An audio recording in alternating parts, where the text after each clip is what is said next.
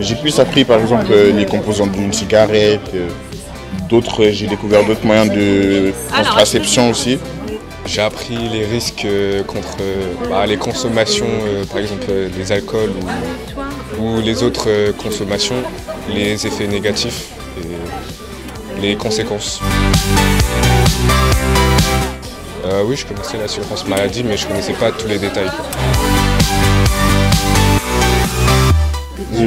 C'était pendant le deuxième sur la cigarette. Les composants de cigarette, je ne connaissais pas du tout. Je ne savais pas il y avait quoi à l'intérieur, à part du tabac. C'est tout ce que je savais. J'ai découvert qu'il y avait des trucs assez toxiques et dangereux pour la santé à l'intérieur. Moi, ça peut être bien parce que souvent à l'extérieur, les jeunes aujourd'hui, ils prennent pas le temps de regarder autour, qu'alors là, au lycée, ça parle plutôt aux jeunes et ce genre de choses, vaut mieux prévenir avant que plus tard. Donc, je suis Madame de Coninck, l'infirmière scolaire, une des 2 infirmières scolaires de l'établissement. Donc, on travaille avec la CPM maintenant depuis 3 ans sur les CPM. On n'est pas nombreux en infirmerie pour un établissement qui a plus de 2500 élèves. Donc, on n'a pas forcément le temps de faire beaucoup d'actions de prévention. Donc, l'escape game me permet de faire une intervention sur un plus large groupe et un nombre important d'élèves et de classes.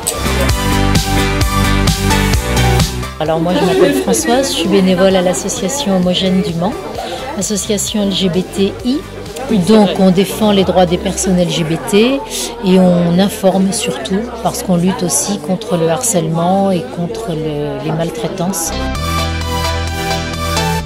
J'aime beaucoup et j'aime bien ce principe où les jeunes viennent discuter comme ça, par 2 ou par 3, parce qu'on peut vraiment débattre en fait avec eux individuellement. Oui, alors justement, c'est parce que j'en avais fait les années passées et le fonctionnement cette année est vraiment bien parce que les jeunes vont d'abord sur les 2 salles d'escape game et viennent ensuite. Donc on n'est pas interrompus, ils prennent leur temps.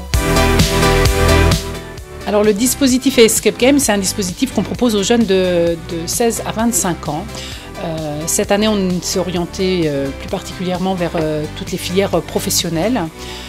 Et on propose en fait aux jeunes d'intégrer un circuit avec 2 salles d'escape game, une salle prévention et une salle administrative. Dans le cadre de ce dispositif, en fait, une fois que les jeunes ont joué, ça leur permet d'avoir un premier aperçu des informations.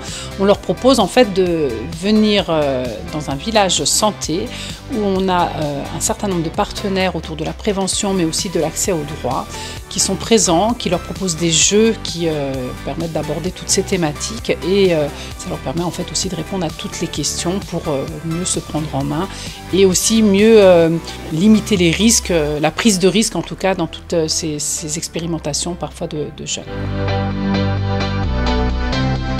Globalement, oui, ils sont plutôt réceptifs. C'est vrai qu'on essaie d'aborder des choses où ils n'ont pas forcément l'habitude de parler. Donc on essaie d'avoir les bons discours, de les sensibiliser forcément en jouant. Et puis voilà.